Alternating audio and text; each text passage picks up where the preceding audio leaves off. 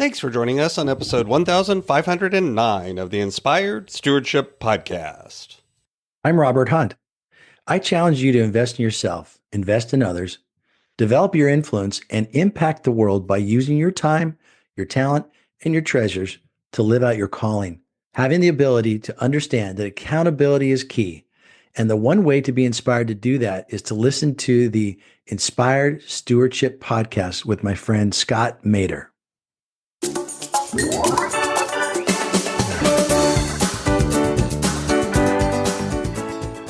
Nobody cares.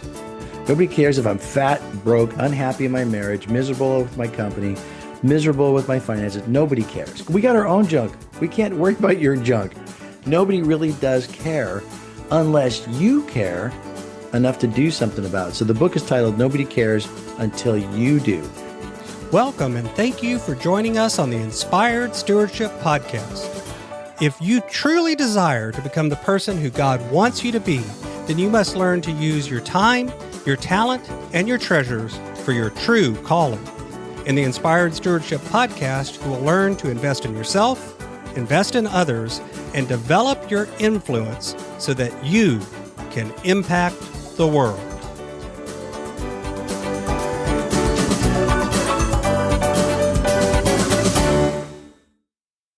In today's podcast episode, I interview Robert J. Hunt. I asked Robert about how accountability unlocks potential in business and life. I also asked Robert about what holds us back from seeking accountability. And Robert also shares with you why accountability helps us achieve real harmony in our work and our life. I have a great book that's been out for a while now called Inspired Living. Assemble the puzzle of your calling by mastering your time, your talent, and your treasures. You can find out more about that book over at inspiredlivingbook.com. It'll take you to a page where there's information and you can sign up to get some mailings about it as well as purchase a copy there. I'd love to see you get a copy and share with me how it impacted your world. Robert J. Hunt is the accountability guy and the co-author of the book, Nobody Cares Until You Do. He is a business owner in the Dallas-Fort Worth, Texas area and helps leaders remove the things that keep them from being their best. Robert is an executive coach who runs CEO groups in the Dallas-Fort Worth area since 2013, and he brings that experience and wisdom to help people reach their goals. Robert has been married 25 years to his beautiful wife, Kathy, and has 2 adult children, also living in Texas. He's passionate about his faith, his purpose, his family, and his quest to help people be their best. Welcome to the show, Robert. Good morning. Absolutely. Thanks so much for jumping on. I appreciate it. So I shared a little bit in the intro about your work and the accountability guy, and then the book title, Nobody Cares Until You Do, and what you do a little bit there in Dallas. But talk a little bit more. I always tell people the intro is like the end of the journey. It's the capsulation of what we're doing now.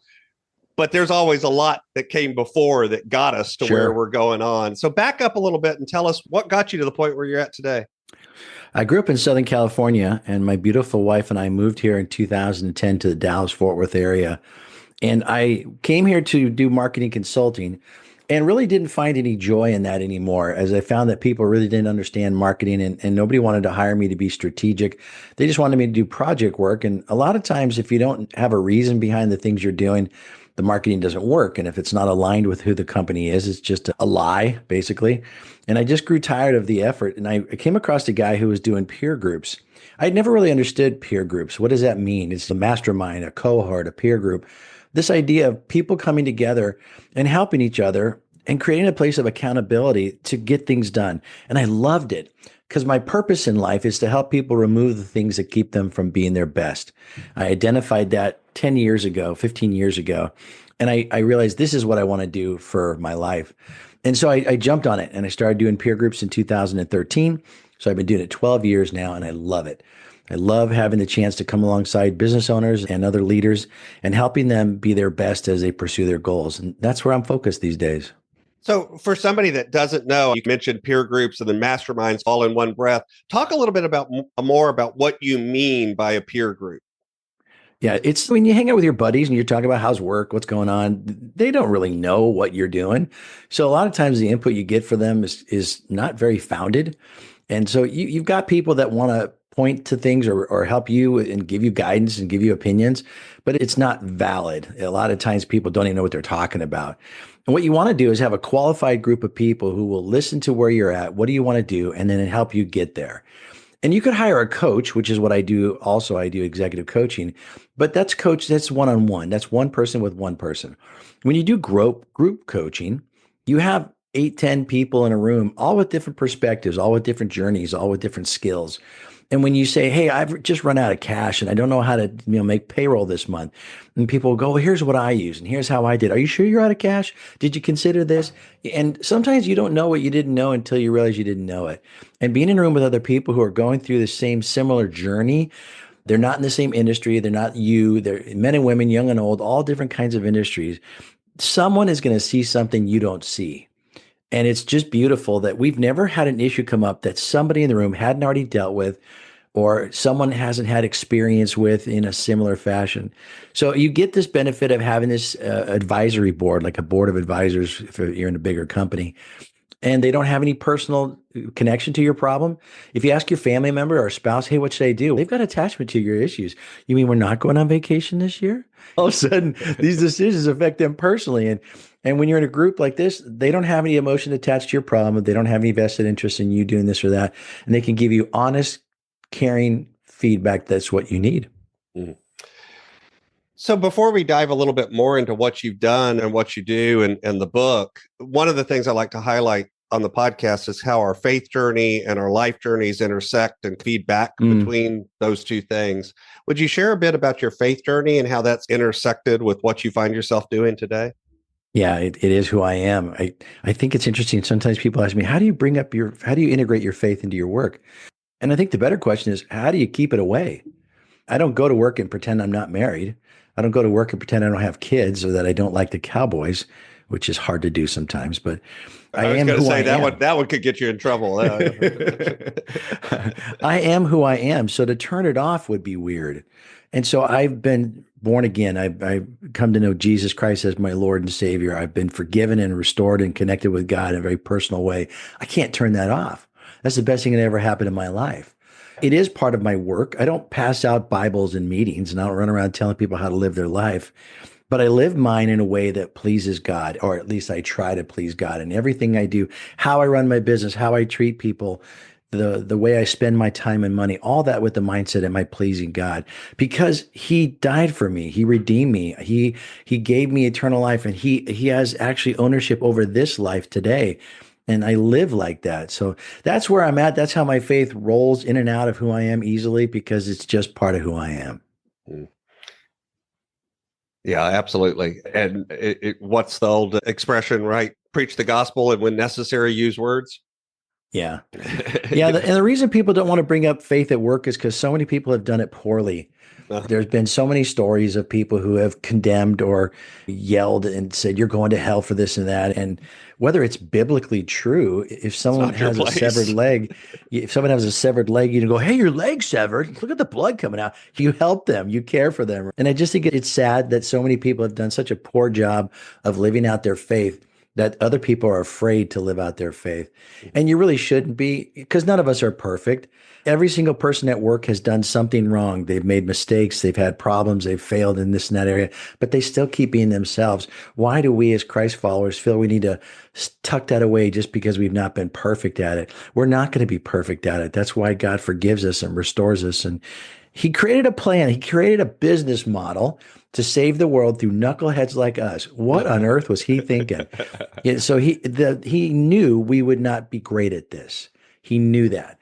But he equipped us with the Spirit of God that lives inside of us. He equipped us with the ability to learn through his word, to have the encouragement of others, which we call church, and to be able to just be the best you can. And that's the model he chose to do it. I think we should just live with that and be happy with it. So let's talk a little bit about your work and your book. When you think about accountability, what is that word and what does it mean? And because I think a lot of times people have a negative connotation when they hear the word accountability. So talk a little bit about why you use that word. Accountability is what I do for a living. I run groups that create the opportunity for accountability. One of the key principles of accountability is nobody can hold anyone else accountable. You can only hold yourself accountable if you want to. And people would argue, I hold my people accountable. No, you don't. You say, hey, here's what I want you to do. And when they don't do it, do you fire them? No, I tell them they need to do that. Then they didn't do it and they weren't accountable. You let them off the hook. And real accountability in the simplest terms means you own it. Your employees are not owning it. If you tell them to do something and they don't do it and they're still working for you, they didn't own it. And if you fire them, then you're the one being accountable because they didn't do what they're supposed to. So they're gone. They'll take a lack of accountability and go to the next company. But you're the one being accountable because you owned the problem and this person wasn't working here. Good. So we moved them on. So this idea of accountability is not a bad thing, actually. It's a really good thing. We saw it in our own life. I see it in the lives of my clients. The people who are truly accountable, they're rocking their world. They're not perfect. They make mistakes. They still do, but they own it. And they're not spending time blaming or making excuses or saying they can't do anything about it or waiting and hope it gets better. They're owning it. And I saw that in my own life and the freedom that comes with it, really accountable. When you truly take accountability for everything in your life, you gain the power to change anything in your life.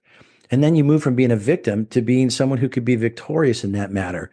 We've seen it in every area of our life that we've taken this mindset and it truly works. It's freedom, it's power, it's awesome. Mm-hmm. And the book, Nobody Cares Until You Do.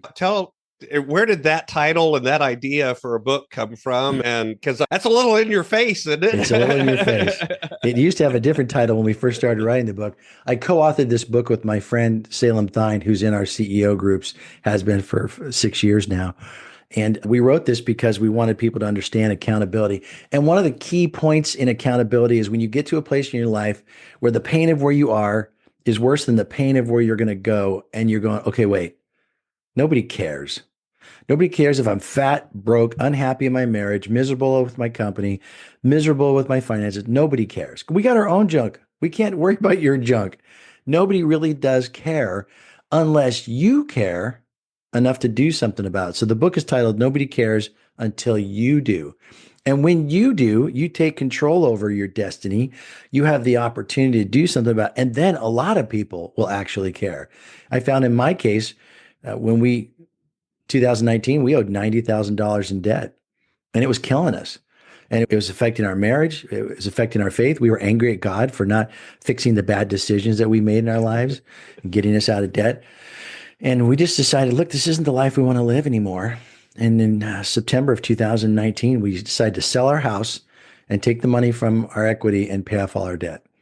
And it was horrible. It was a hard decision.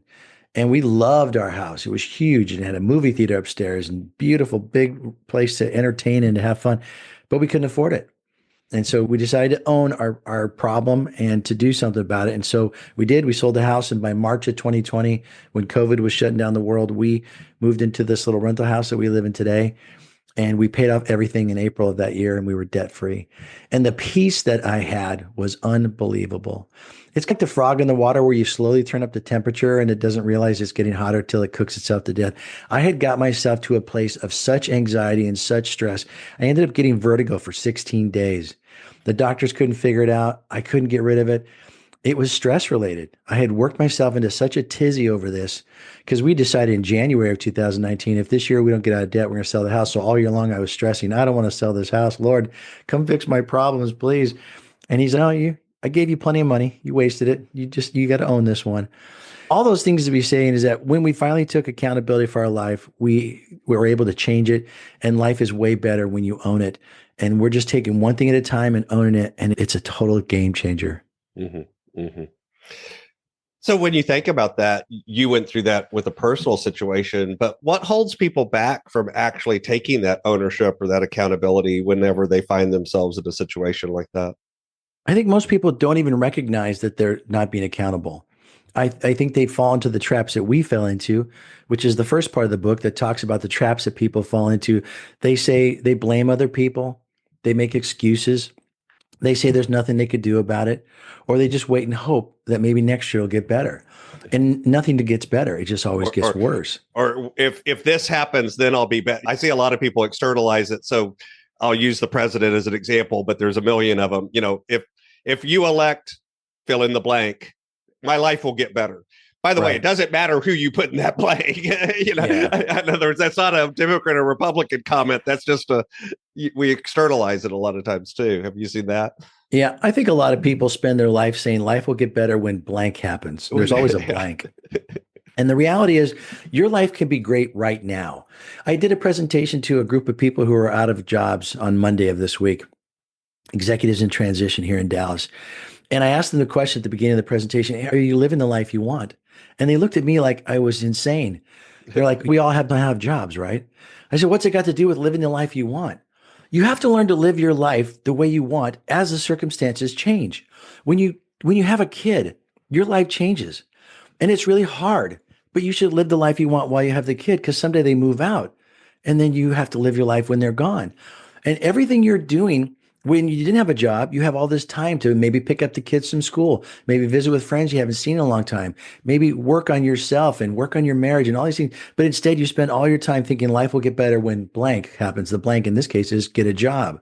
But the moment you get a job, all you do is work your butt off because you got a brand new job. I got to really prove myself here. I got to put in long hours. I got to be dedicated and show them I'm worthy. And then next thing you know, you've lost yourself again in another job.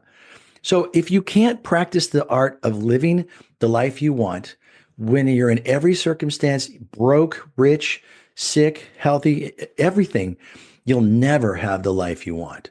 Mm-hmm. Mm-hmm. And I believe there's a passage in the book that you and I both read that mentions that about let me be content when I have all things, let me be content when I have nothing. It's that idea. And that guy goes on to say, contentment. Because if I get too much, I'll forget about you. And if I don't get enough, I'll curse you. And man, that's so us. We need something. And we're like, oh God, please help me out. Help me out. And then he gives it to us. And we're like, good, see ya. I'll call you back when I'm out of a job again. I'll call you when I need you, but you don't call me. I'll call you. Yeah. But yeah, I think accountability is tied in some ways to having that sense of contentment, no matter what situation you're in. It changes the way your mindset looks at the situation in a way. Contentment is not the absence of drive. Contentment isn't laziness. Contentment isn't just going, I'll just live with this. That's being lazy. And I'm anti-lazy. I agree. I think contentment is this idea that I will do my best and I'll leave the results to God. So when a farmer plants corn, he puts the seed in the ground. First, he has to prep the soil. He puts the seed in the ground. He waters it. And he weeds it. And he keeps the animals from it. But he doesn't determine how many stalks of corn grow or how healthy they are. He is content. Or how much rain falls. Work he could do. He could bring water to it. He can one bucket at a time if he has to. But he could do a lot. But he cannot determine how many ears of corn and how healthy the ears of corn are. So contentment is to leave the results up to God and to be content with that. But it does not negate excellence. It does not negate drive and pushing yourself for things. And I think accountability is the idea that you own it, but excellence comes from the level of how the discipline you do, and you're not being lazy in how you attack it. Mm-hmm. Yeah. And I would point out to people, by the way, we do have a word for that lazy sense that you're talking about. It's called complacency. That's not the word contentment. Yes, that's right. Because you're right. A lot of times people hear the word contentment, but what they're actually thinking of is complacency, which is where you sit back and go, I have no control over it. Whatever happens. Yeah. That's different than what you're talking about. And I would argue for those of us who are Christ followers that we are truly accountable to God. The only person you could ever be accountable to is God. And you will be accountable to God. Someday you will show up in heaven and he's going to go, I don't know how he's going to do it, but it says in the Bible, you will be accountable for all the things you've done, good or bad. And so we need to take that seriously. Because we got the opportunity to live in America, and a lot of people don't live in America. Heck, we live in Texas. We live in the best part of America. We have healthy kids. Just skinny Texan. Darn it. We have healthy kids. We have jobs. We have a house. I go to bed every night sleeping in a warm bed. Some people sleep on the street, or some people have tiny apartments with a bunch of people that share it. We're so rich and so blessed, and all we do is complain. And I think that's sad that God must just shake his head and go, wow, not only did I give you everything, I died for you. And all you want to do is complain that you don't have enough money, or that your spouse is difficult, or that the government is stop it. Be thankful, be grateful for what you've already got, and then get out and live a life that shows that you're grateful. How does that attitude of accountability, gratitude, contentment, all of these things that we're talking about, these mindset things, how do those actually affect? Let's assume that we move towards having them and we begin to exhibit that.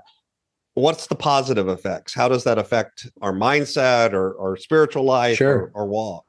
You could imagine if you see the difference between living as a victim or living victoriously, your spirit is broken down and beat up when you live as a victim. Everything happens to you. You're just screwed. You got a bad boss. You got a bad marriage. You got horrible kids. You got bad health. Your finances bad. Everything happens to you. But if you take ownership of it, it's yours. And maybe it's screwed up right now, but you can do something about it. So there's hope. And when we realized that we were $90,000 in debt, that was a really tough wake up call. It's not like we didn't notice it. We noticed it at 40. We noticed it at 60. We noticed it at 80. It wasn't like, hey, we're $90,000. Where'd that come from? And we woke up one day and realized we're not going to live like this any longer. And the idea that you can take control of it and own it is exciting. And even though the journey's really hard, hey, it's hard to be a victim. Your life is miserable. But when you have a path towards where you want to go, and yes, it's hard, but I'd rather have a hard life chasing where I want to be than a hard life stuck where I don't want to be.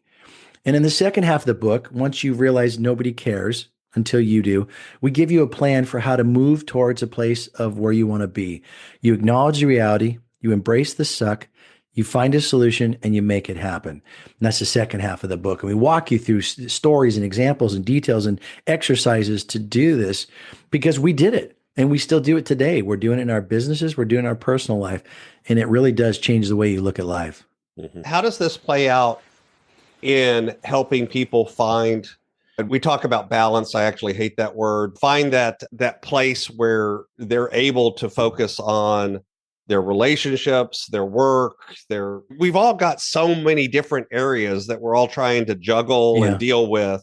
How do you see this playing out and helping people find that place of balance or harmony that works for them?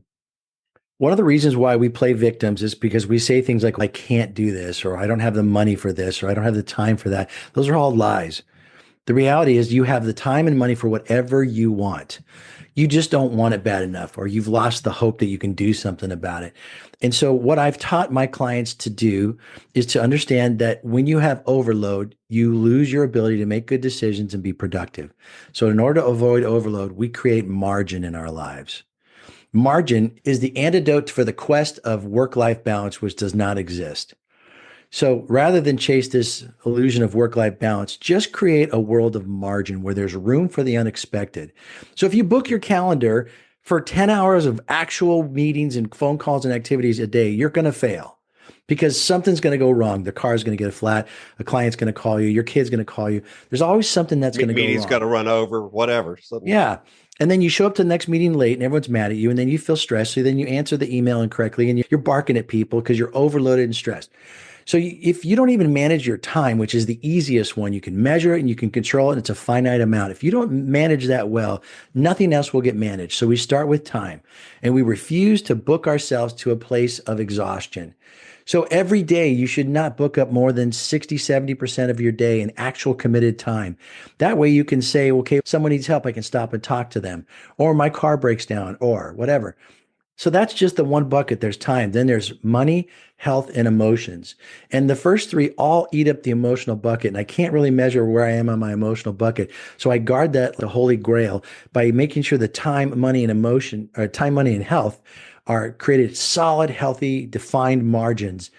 And then I just live my life that way. It's that easy. Once you get the habit of establishing room for the unexpected, and that includes your money. Most people live beyond their own finances. If I make $100,000, I spend $110,000, and I put it on credit card and I pay it later with the next year's money. I'm just waiting to catch up with myself. But we want you to live with margin. We want you to tithe your 10% that honors the Lord for what the gracious money He's provided. But then we want you to put another 10% away and save and have it for when something goes wrong.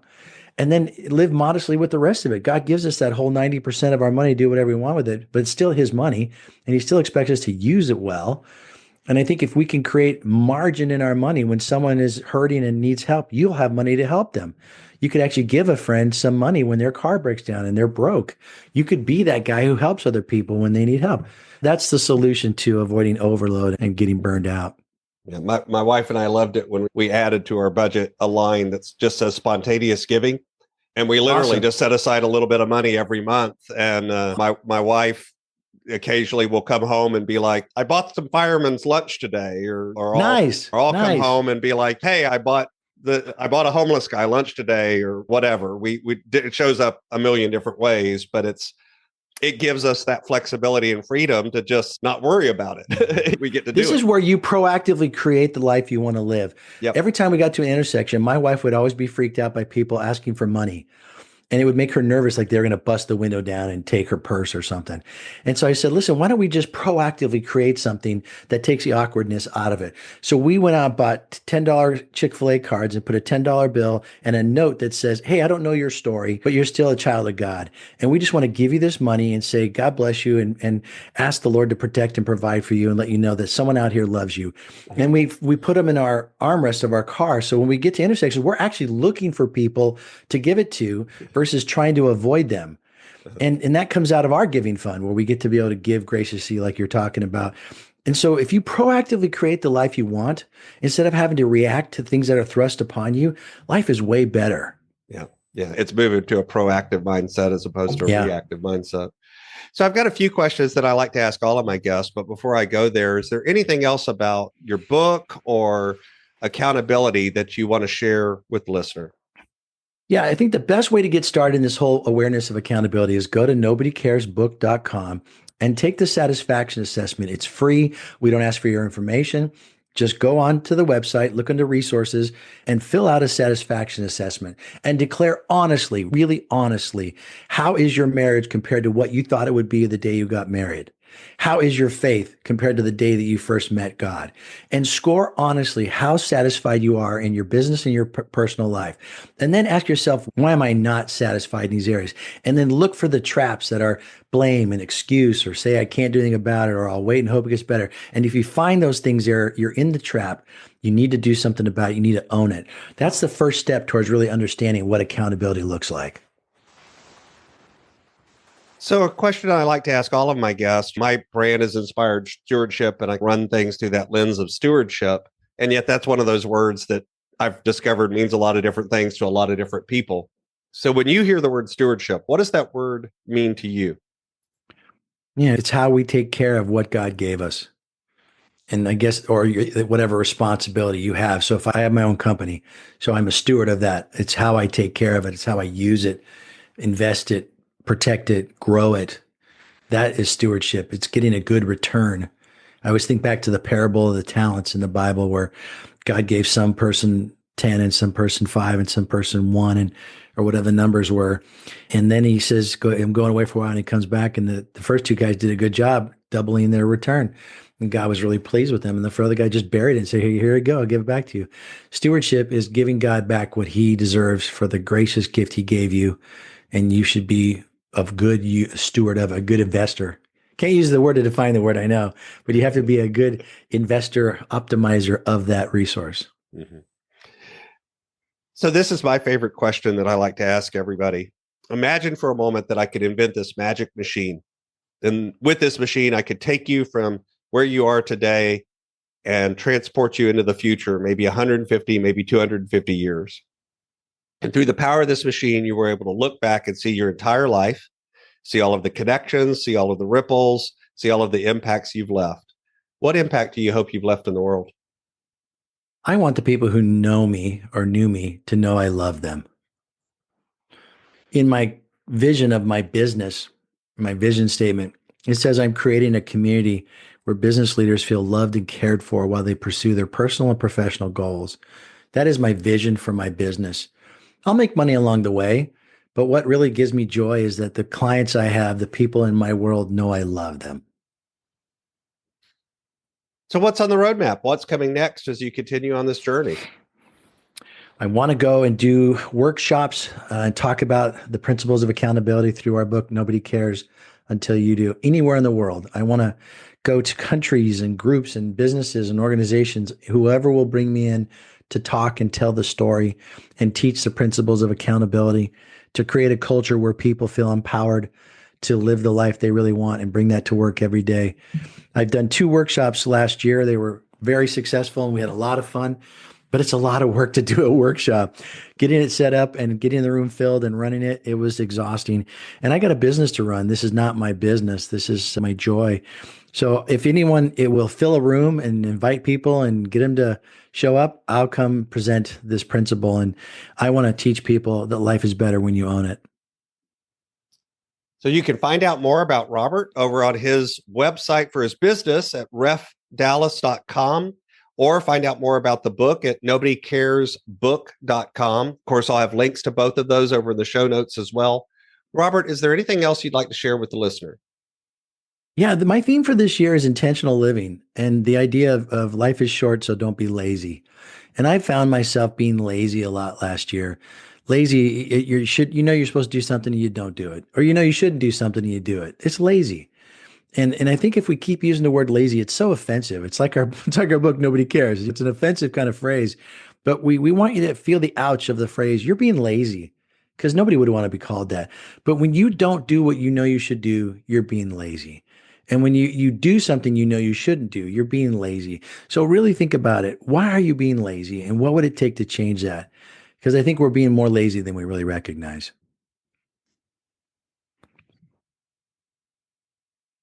Yeah, and one other thing I want to make sure I mentioned, I have created a URL for this podcast. If anyone goes to nobodycarespod.com and use the code word inspired, I will send them a copy of my book at no charge. If you want to read this book and let it change your life and you can't afford it, I will mail you a copy for free. It's available on Amazon or my website, but if money's tight, I would love to give you a copy for free. So nobodycarespod.com. Use the code word inspired and I'll mail you a copy. Awesome. Thanks so much for that.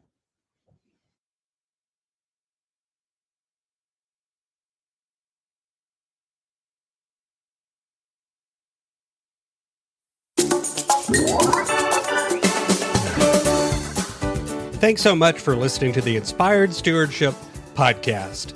As a subscriber and listener, we challenge you to not just sit back and passively listen, but act on what you've heard and find a way to live your calling. If you enjoyed this episode, please do us a favor. Go over to inspiredstewardship.com/iTunes rate, all one word, iTunes rate. It'll take you through how to leave a rating and review and how to make sure you're subscribed to the podcast so that you can get every episode as it comes out in your feed. Until next time, invest your time, your talent, and your treasures. Develop your influence and impact the world.